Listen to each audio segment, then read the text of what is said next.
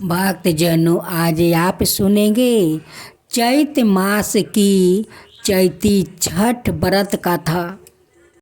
जितना छठ व्रती है वो छठ माता का कथा जरूर सुने। जो लोग छठ व्रत करते हैं उनकी कथा सुनना जरूरी है। सुनने से छठी मैया प्रसन्न होती है, उनकी गोद भर देती है, सुहाग को वो सुरक्षित रखती है। व्रती लोग छठ पूजा करती है तो लौका क्यों खाती है? क्योंकि एक दिन भोलेनाथ अपना कैलाश पर सारे दाल सब्जी फल मूंग घर में भर दिए थे, लेकिन लौकी लियाना भूल गए थे। उसी कैलाश पर एक आदमी 2-4 लौकी बेच रहा था। माँ पार्वती जब देखती है तो लौकी वाला को बुलाकर वो सारे लौकी ले लेती है।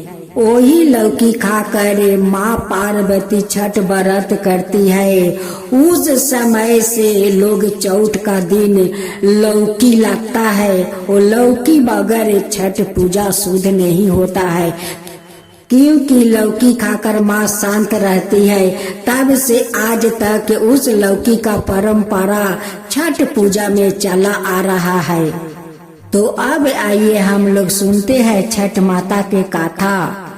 एक घर में 3 परिवार थे, एक सास और बहू और बेटा। 3 आदमी रहते थे। बहू का अभी 2 साल शादी का हुआ था, अभी उनकी कोई संतान नहीं हुए थे, लेकिन वो लोग बहुत गरीब थे। पति उनकी बाहर में एक मालिक का घर में गाय भैंस का देखभाल कर रहे थे और उनकी सासू माँ आदमी का घर में काम करती थी। छठ पूजा सामने आ गया था। बहू कहती है अपना सासू माँ से कि माँ जी, मैं चैती छठ का व्रत करना चाहती हूँ। सासू माँ कहती है कि बहू, तुम जो छठ पूजा करोगी 3 दिन उपवास रहोगी, लेकिन हम लोग के घर में तो तुम जानती हो कि हम लोग के संसार में कितना तकलीफ है, कितना दुख तकलीफ सह कर हम लोग चलते हैं। बहू कहती है कि नहीं माँ जी, मैं चैती छठ करूँगी, मैं करूँगी, चैती छठ जरूर करूँगी माँ जी। बहू कहती है कि माँ जी, आप जिसका घर में काम करती है उससे कुछ ज्यादा पैसा मांग लीजिए, बाद में काम करके शुद्ध कर दीजिए। उधर आपका बेटा मालिक का घर में गाय भैंस का देखभाल करते हैं, उनका घर से कुछ पैसा मिल जाएगा तो आराम से हम छठ पूजा कर लूंगी माँ जी। छठ पूजा भी सामने आ गया। सासू माँ जाती है अपना मालकिन के घर में काम करने। मालकिन से कहती है कि मालकिन, काल तो चौथ है, काल मेरी बहू छठ पूजा करेगी, काल नहा कर खाएगी, आप कुछ पैसा ज्यादा दे दीजिए, बाद में आपको काम करके शुद्ध कर दूंगी। मालकिन कहती है कि ठीक है, काल मैं देखूंगी। काल जब सासू माँ काम करने जाती है, कहती है कि मालकिन कुछ पैसा दे दीजिए, नहीं हो तो कुछ आटा का पिसान दे दीजिए। वो मालकिन क्या करती है कि वो जो आटा चाल चाल कर भूसी रखी थी वो ही दे देती है सासू माँ को। कहती है कि यही भूसी है, ले जाओ, आज तो मेरा घर में कुछ नहीं है। चौथ का दिन तो जैसे तैसे उनकी गुजारा हो गया, लेकिन खरना के दिन उस औरत उसे भूसी देती है। उसी भूसी का बहू 2 लीटी लगा लेती है। कहती है कि यही मैं छठ माँ को भोग लगा दूंगी। खरना पर उनकी बहू उहे 2 लीटी भूसी का छठ माँ के भोग लगा देती है। गोर लाग लेती है या लाग कर पानी पी कर रह जाती है। चंपा का पति अपना मालिक से कुछ पैसा मांगते हैं कि मेरा घर में छठ पूजा है, मालिक कुछ पैसा दे दीजिए। मालिक कहता है कि मेरे पास अभी पैसा नहीं है, जाओ सामने महीना में तुम्हें पैसा मैं दे दूंगा। उधर मालिक भी कुछ नहीं दिया, इधर मालकिन भी आटा को भूसी देती है। उनकी सासू माँ भूसी लिया कर अपना बहू को देती है। उस दिन उनकी बहू का हाथ में 1 रुपया था।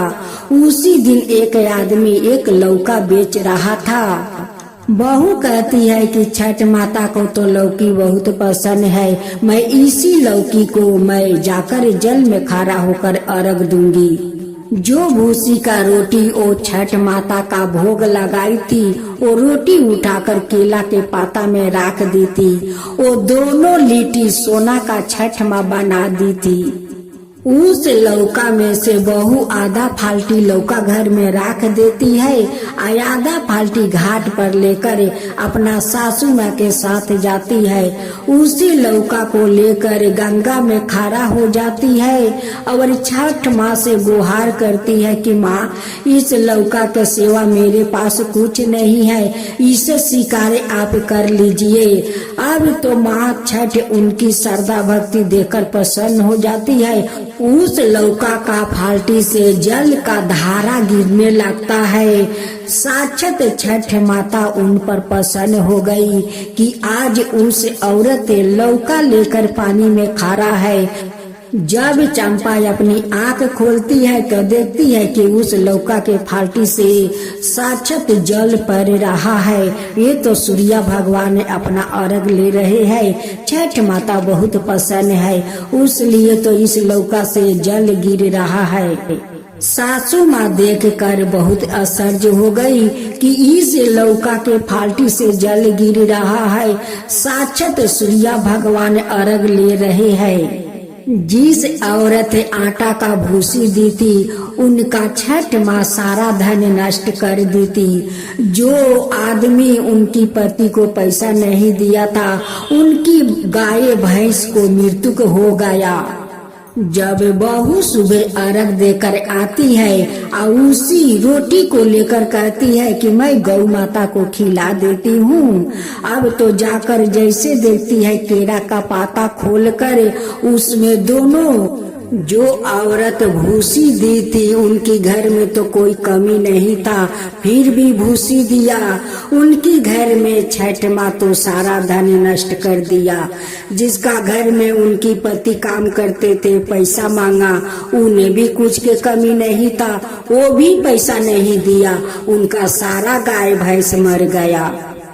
अभी तक तो चंपा पारण नहीं की थी। वैसे ही वो मालकिन आती है, कहती है कि मुझे माफ कर दो चंपा, तुम्हारा सास के मैं भूसी दिया था, उसी के कारण मेरा घर में आज सारा धन नष्ट हो गया है।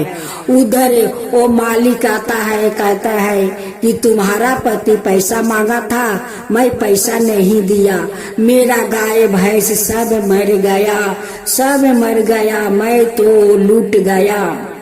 दोनों चंपा का सास से माफी मांगते हैं कि बहन, मुझसे बहुत बड़ा भूल हो गया, मुझे माफ कर दो। तुम तो आज छठ माता का व्रत की हो, मुझे क्षमा कर दो। अपना छठ माँ से बोलो कि हम लोग के क्षमा कर दे, ऐसा भूल कभी नहीं करूँगा, कभी नहीं करूँगी। चंपा तो बहुत दयालु थी, वो सभी को दुख देखकर उनकी ममता भर आता है। कहती है कि ठीक है, जो आधे लौका से वो अर्घ दी थी, वही अर्घ दोनों को काट काट कर दे देती है। कहती है कि ले जाओ, इस लौका को बनाकर खा लेना, ये लौका ले जाओ, अपना गाय को रस करके गाय भैंस के ऊपर छींट देना, तुम्हारा सब ठीक हो जाएगा। अब तो वो आदमी ले जाता है, उस लौका का रस करके अपना सभी गाय या भैंस के ऊपर छींट देता है। गाय भैंस सब जीवित हो जाता है। उस औरत ने उसी लौका का रस करके अपना सारा घर में छींट देती है और उसे बनाकर खुद खा लेती है। छठ माँ का कृपा से उनकी सारा धन लौटे आता है। कहती है कि हे छठी माता, आप तो धन हो, मेरा तो आपका इस लौका का रस से सारा धन लौटा दिया। आपका ये लौका महान है माँ, महान है। वो आदमी कहता है कि हे छठ माता, आप धन है, आपका रस से मेरा गाय भैंस जिंदा हो गया, वो जीवित हो गया। माता आप तो धन है माँ, आप धन है। उस औरत और गाय भैंस वाला आदमी दोनों छठ माँ को मानती करता है कि हे छठ माँ, आगे साल से आपका हम लोग धाम-धूम से छठ पूजा करेंगे, श्रद्धा पूर्वक पूजा करेंगे। अगले साल से वो दोनों चैत का छठ व्रत करने लगा। हे छठ माता, जैसे आप उस लक्ष्मीनिया का भूसी का रोट का आप सोना बना दिया, उन्हें भाग लौटा दिया, जैसे आप उस औरत का धन संपत्ति लौटा दिया, उस आदमी का गाय भैंस को जीवित कर दिया, वैसा ही सबका ऊपर कृपा कीजिए। हे छठ माता, सबका ऊपर कृपा कीजिए। छठ माता की जय हो, छठ माता की जय हो, सूर्य भगवान की जय हो, सूर्य भगवान की जय हो। छठ माता का कथा सुनने से मन का बहुत शांति मिलता है। जिस परिवार में किसी को अगर दुख तकलीफ हो जाता है तो छठ माता का उस समय उन्हीं पर ध्यान जाता है। माँ कहती है कि हे छठ माता, मेरे परिवार को रक्षा कीजिए, मेरे परिवार पर आप ध्यान कीजिए। हे माता, मेरे परिवार को रक्षा कीजिए। जब माँ पर दुख तकलीफ आते हैं तो वो माँ अपना परिवार के लिए छठ माँ को याद करती है। यहाँ तक कि एक माँ अपना परिवार के लिए छठ माँ को मानत मांग लेती है कि हे माँ, अगर हमारा परिवार ठीक हो जाएगा तो आपका श्रद्धा पूर्वक व्रत करेंगे। छठ माता का कथा जरूर सुनना चाहिए, क्योंकि कथा सुनने से बहुत मन का शांति मिलता है। अब हम लोग छठ माता का कथा सुनते हैं। छठ माता की जय हो, छठ माता की जय हो। एक गांव में एक पति पत्नी रहा करते थे। उनकी एक ही बेटा था, लेकिन वो लोग बहुत गरीब थे, बहुत गरीब। उनके पति जो काम करते थे उससे उनकी संसार नहीं चलता था। उस औरत का नाम मुनी था। मुनी का महके वाले वो छठ पूजा करते आ रहे थे, उसलिए मुनी चैती छठ वो करते आ रही थी, क्योंकि उनकी नैहर का परंपरा चला आ रहा था। वही परंपरा को निभा रही थी।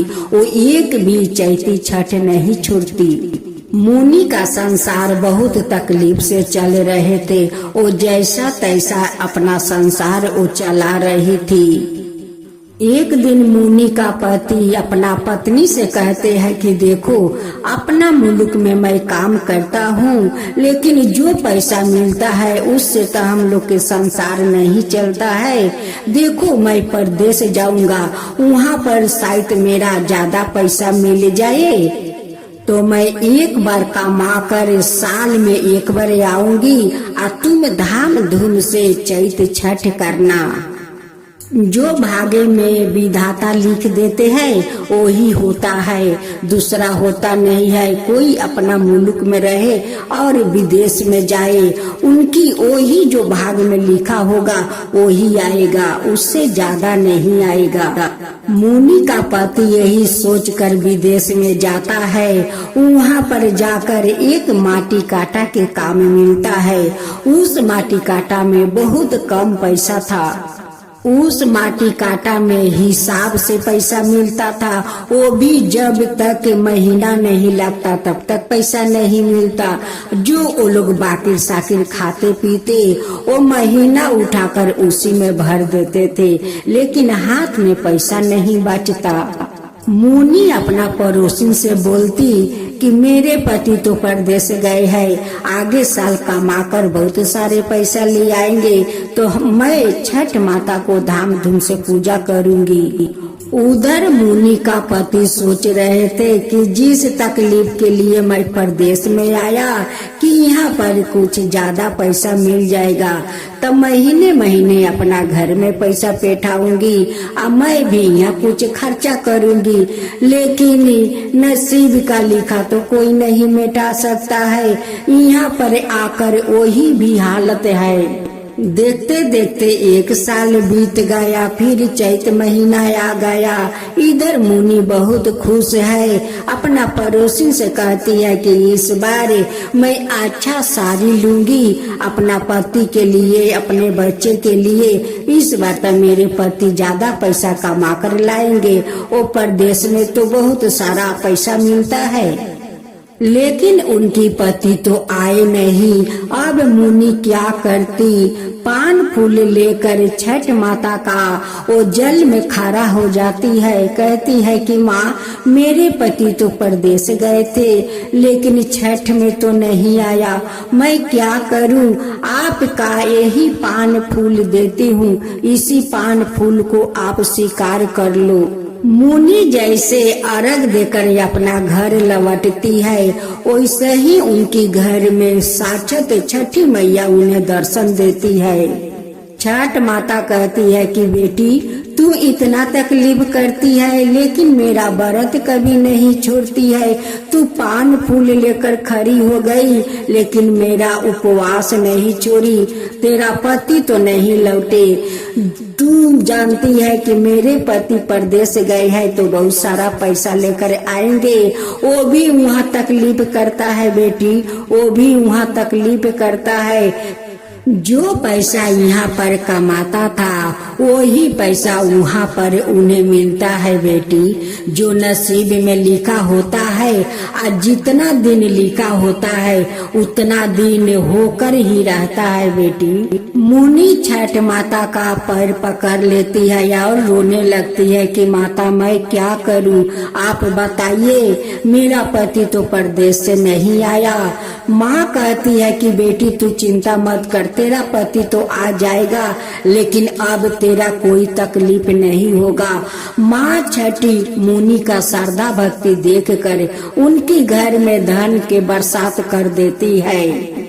छठ माता मुनि को आशीर्वाद देकर जाती है। कहती है कि बेटी, ये धन अब तेरा कभी खत्म नहीं होगा और तेरा दुख तकलीफ सहना नहीं पड़ेगा।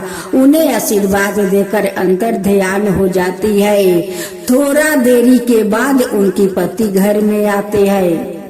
धन दौलत देखकर बहुत अचकित में पड़ जाते हैं। कहते हैं कि इतना सारा धन घर में कहाँ से आया? मुनि कहती है कि ये तो छठ माता का कृपा है, वो खुद साक्षात मेरे घर में आई थी, इतना सारा धन के बरसात करके वो अंतर ध्यान हो गई। अब मुनि का पति अपना महल बनाते हैं, अपना व्यवसाय करते हैं। मुनि और उनकी पड़ोसिन दोनों छठ माता का धाम धूम से पूजा करने लगती है। कहती है कि हे छठ माता, जैसे आज हमारा घर में आकर आप धन का बरसात किया, हमारा जैसा बहुत सारा गरीब लोग है, उन्हीं का घर में भी जाकर ऐसे ही बरसात कर दीजिए। हे छठ माता, ऐसे ही अपना कृपा सभी के ऊपर बनाए रखे। हे माता, सभी के ऊपर बनाए रखे। छठ माता की जय हो, छठ माता की जय हो।